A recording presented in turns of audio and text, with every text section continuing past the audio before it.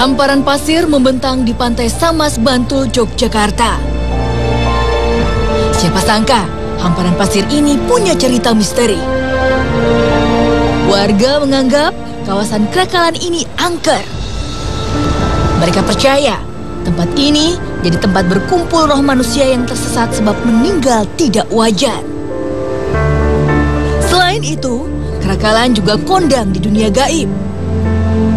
Tempat ini dipercaya jadi tempat jual beli makhluk gaib.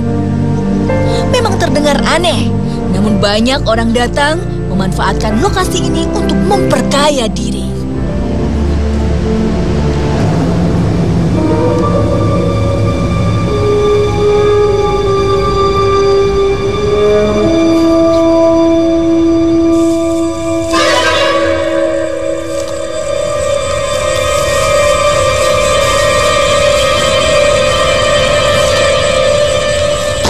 Ini saya berada di daerah Krakalan, Kecamatan Sanden, Bantul, Yogyakarta.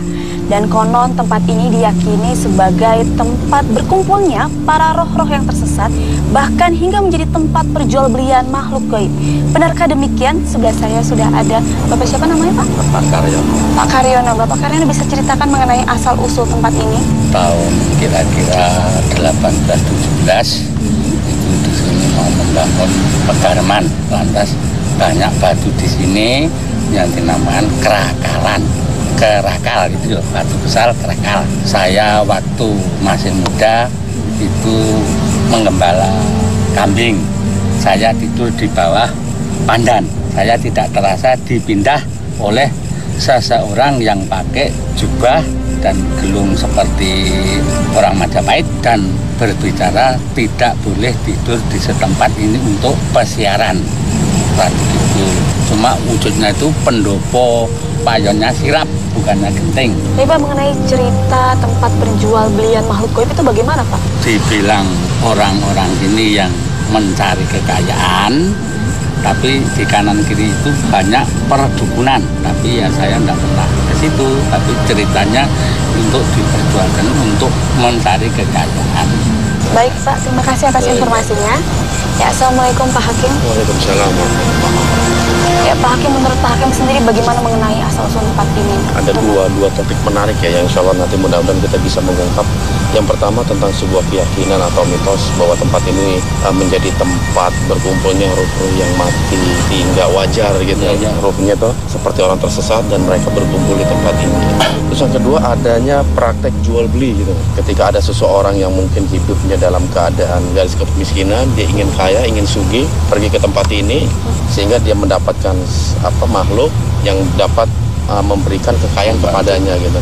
Tapi memang kita nggak bisa berdialog langsung kepada dukun-dukun yang memang menjadi perantara mereka gitu loh. Karena memang tujuan kita dan mereka tuh beda. Otomatis mereka nggak mau. Tetapi hal tersebut sudah bukan rahasia umum di daerah sini gitu.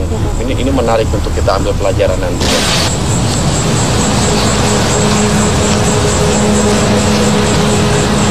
Ini tepat di sebelah kiri saya ada sosok bangunan yang lumayan indah ya, boleh kata lumayan indah. Saya berharap Mbak bisa melihat gitu loh. Boleh dibantu pejamkan mata. Saya nggak ngeliat bangunan, tapi saya nggak merasa ada cahaya-cahaya.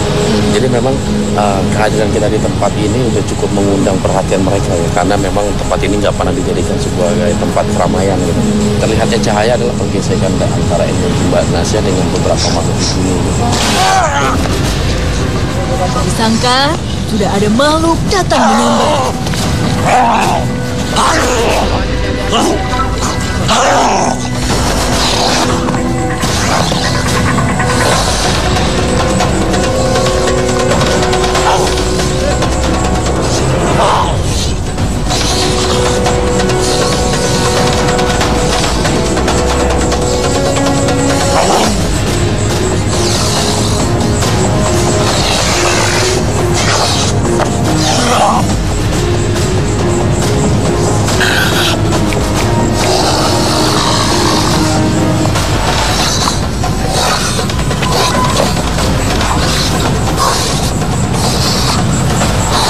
Bisa kita berdialog, karena hanya itu yang kami perlukan.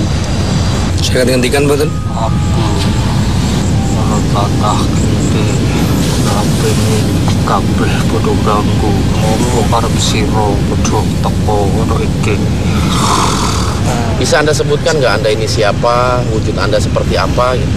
Aku naga irengku. Apa kekarepamu ngono iki? Kami kan mendengar cerita bahwa tempat ini merupakan tempat berkumpulnya para roh-roh yang tersesat. Itu benar?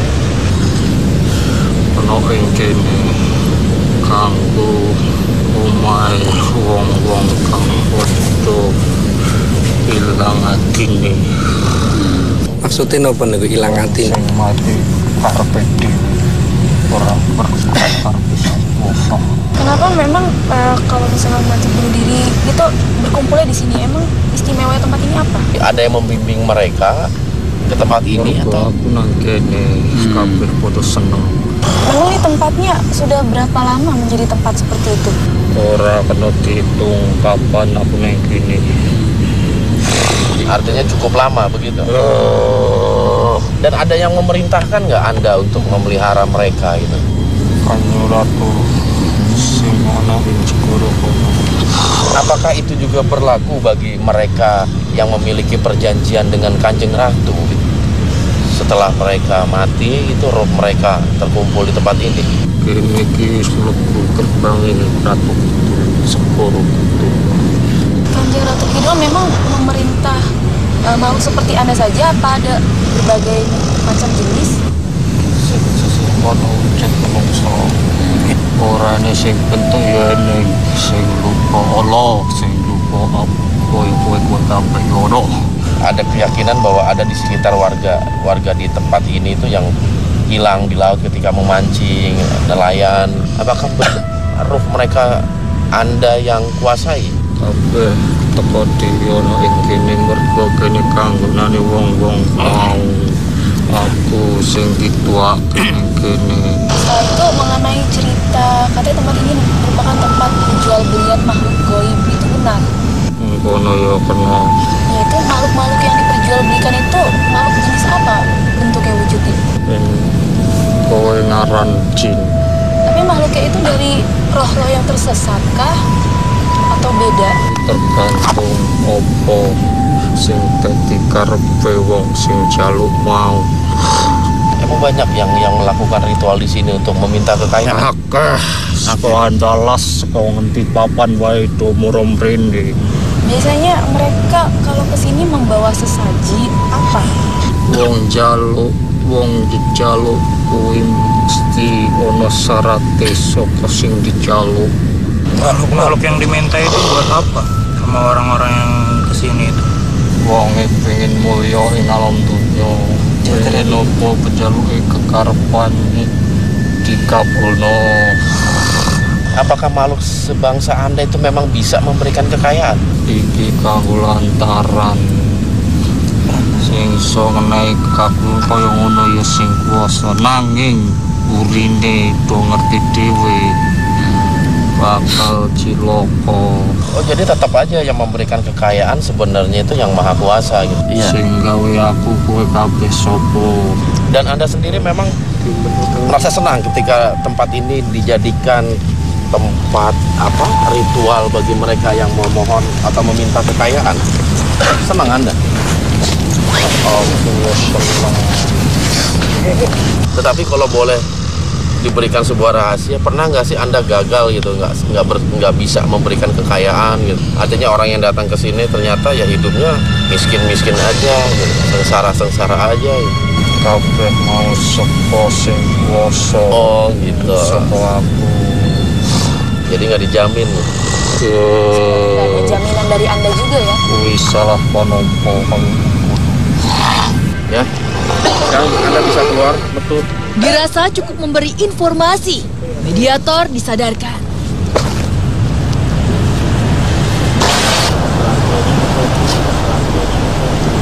Tiba-tiba, ada sesuatu berbeda dalam diri saya.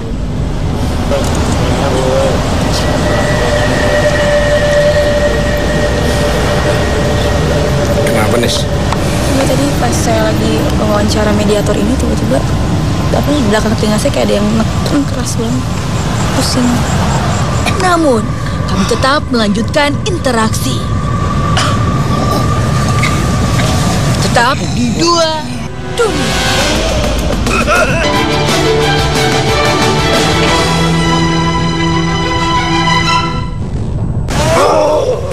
Kali ini ada makhluk berperangai rada garang. Tangkap, tangkap. Tangkap. Pegang.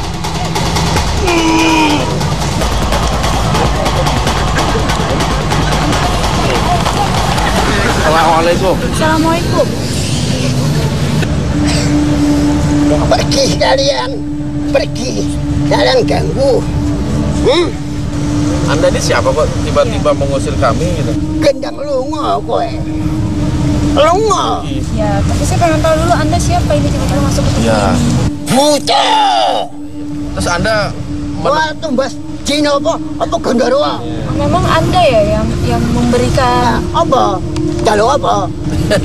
kami datang ke sini tuh bukan untuk meminta jin atau ingin membeli jin. Oh, tak kira atuku Gondorwa apa jin apa-apa. Memang yang di sini yang dijual apa saja sih, Bang? Oh, warna-warna macam-macam di sini banyak. Untuk apa saja itu mereka? Yang bensuki. lah memang Anda bisa memberikan kekayaan. Kan yang Maha Kuasa yang ngasih rezeki, kekayaan. Ganggu wae kowe. Anda memang tugasnya apa sih di tempat ini? Melihatkan saja. Kalau ada orang tamu, meletakkan sajen. Emang sajian itu Anda apakan sih? Yaitu sudah peraturan dari juru kuncinya sing nyekel kuwi. Umpamanya arep njaluk aku arep tumbas iki. Gowo kan iki leboke. Go mlaku nang omah. Oke, tujune ben golek duit kata soke. Bisa kaya dalam waktu berapa lama? Sak dina orang dina ampun soke. Ada perbedaan antara makhluk-makhluk, misalkan saya ingin genderuwo terus yang satu pengen tuyul, itu ada perbedaan nggak? Ya nak mlakune padha wae. Intine ya soke. Mung regane nduk beda-beda. Lalu itu makhluk-makhluk dari mana datangnya yang untuk dijual itu sih? Di sini kathah roh-roh sing kesasar teng mriki. Dadi kancane penunggune teng mriki iki. Lalu itu tadi kan kata Anda banyak penunggu yang tersesat ya. Memang kenapa dikumpulnya di area ini? Ya iki pancen panggonane teng mriki. Lalu itu mereka ikut dijual belikan kah? Kenapa? Jangan-jangan nggak ada roh yang Anda lihat di tempat ini, hanya ngumpulin makhluk-makhluk gaib aja untuk dijual.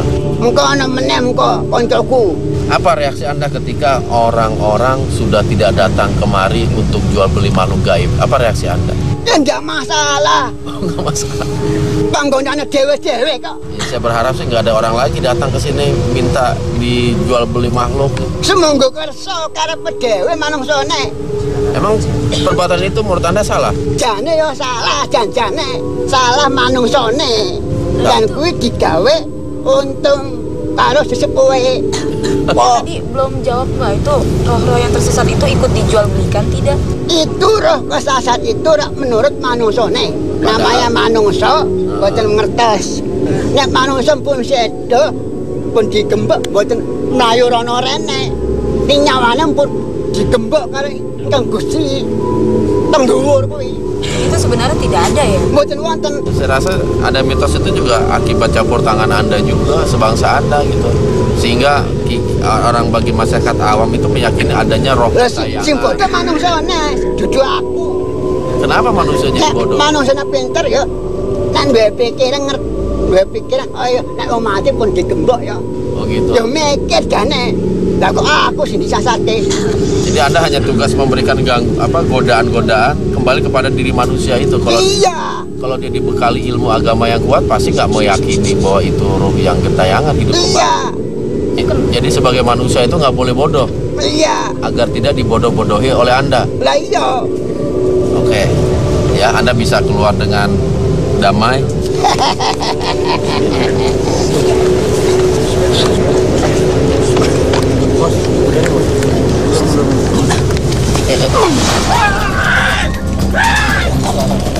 Sepertinya ada seseorang sudah kehilangan kendali.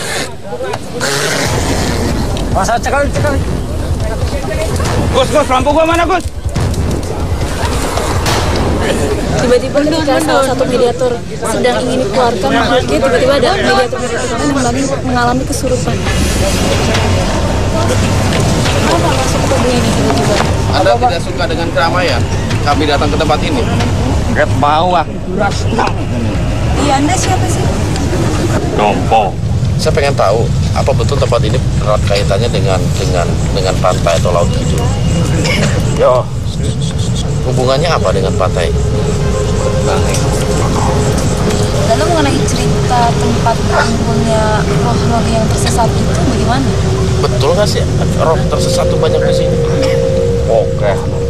Anda sendiri bisa melihat ruh. Oh, Dan orang yang meninggal disiksa di alam kubur, Anda bisa melihat dong berarti. tulisan gua.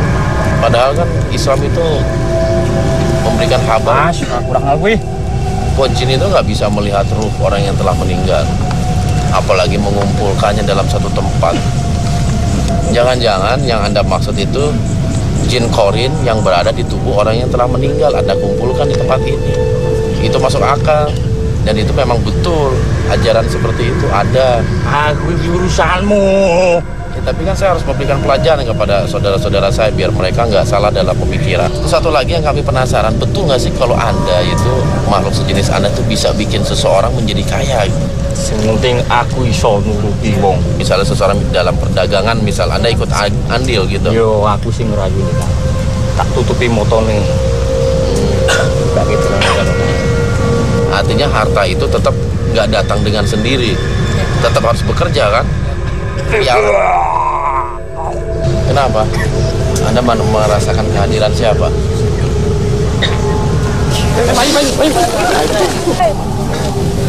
Anda keluar ya?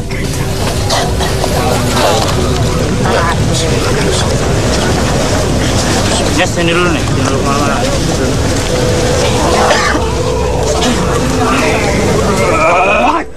Kini giliran Umi tak sadarkan diri. Tiba-tiba pas saya sedang berdialog dengan salah satu mediator, ada mediator lain yang mengalami kerasukan. Namun makhluk ini menyerang semua orang. Mana-mana tetap di dua dunia. Mas, jangan maju, Mas.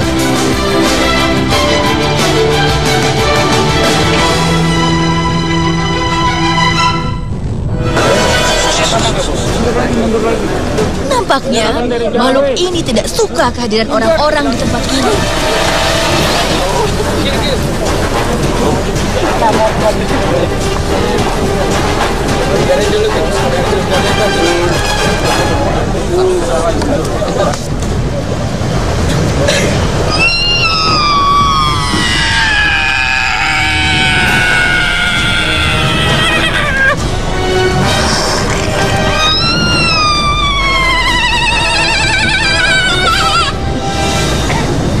Kami mau pulang, kenapa Anda masuk?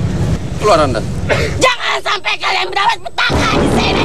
Sudah, kalau ada Anda ingin bicarakan, kita bicara aja, ayo. Bisa cerita ke saya Anda siapa? Saya yang menguasai di sini. Anda punya julukan kah atau nama kah? Tidak perlu. Saya kesini kan hanya ingin mencari informasi mengenai tempat ini yang bercerita tentang ruh-ruh yang tersesat. Dan bahkan tempat ini katanya merupakan tempat perjualbelian makhluk goib. Itu benar? Benar. Di sini tempat kami. Awal itu seperti apa sih sehingga muncul mitos seperti itu? Saya diperintahkan untuk menyampaikan ini melalui seseorang yang memang sudah ditujukan kepadanya. Kejadian udah cukup lama. Sangat lama. Jadi memang mitos itu beredar, mitos itu muncul.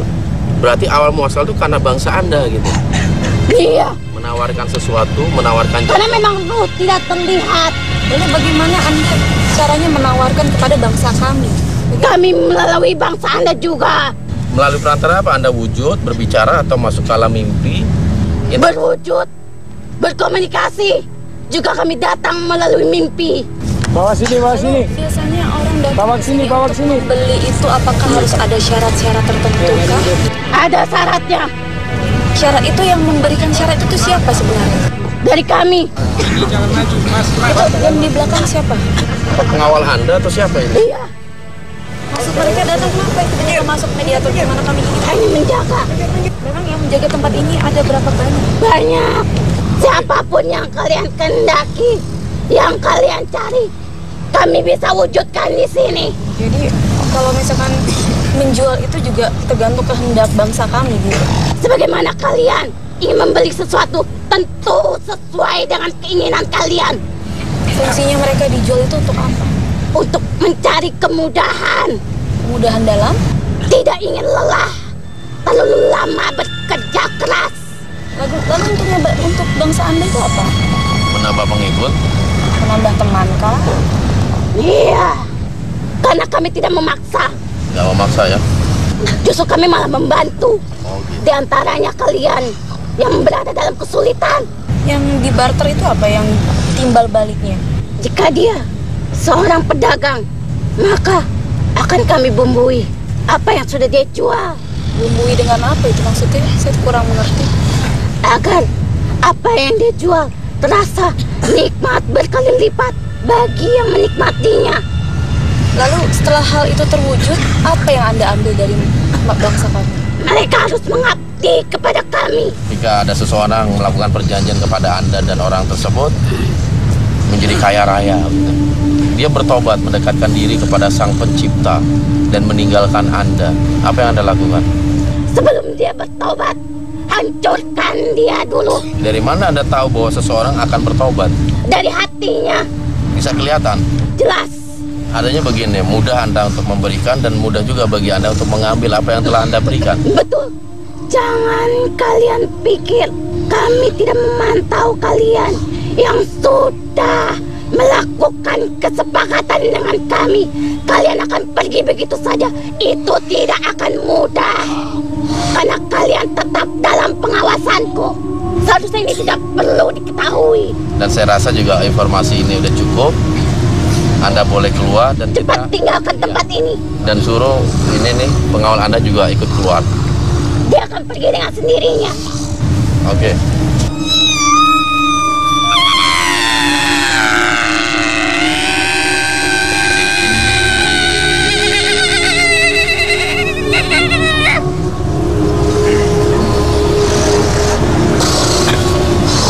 Akhirnya, semua mediator disadarkan.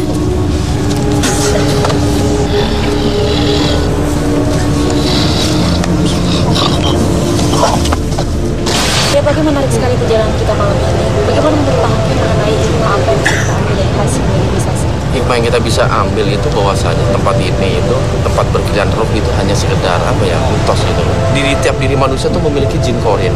Ketika seseorang mati tenggelam, mati kalap di laut ini misalnya, jin korin itu merasa tersesat ya.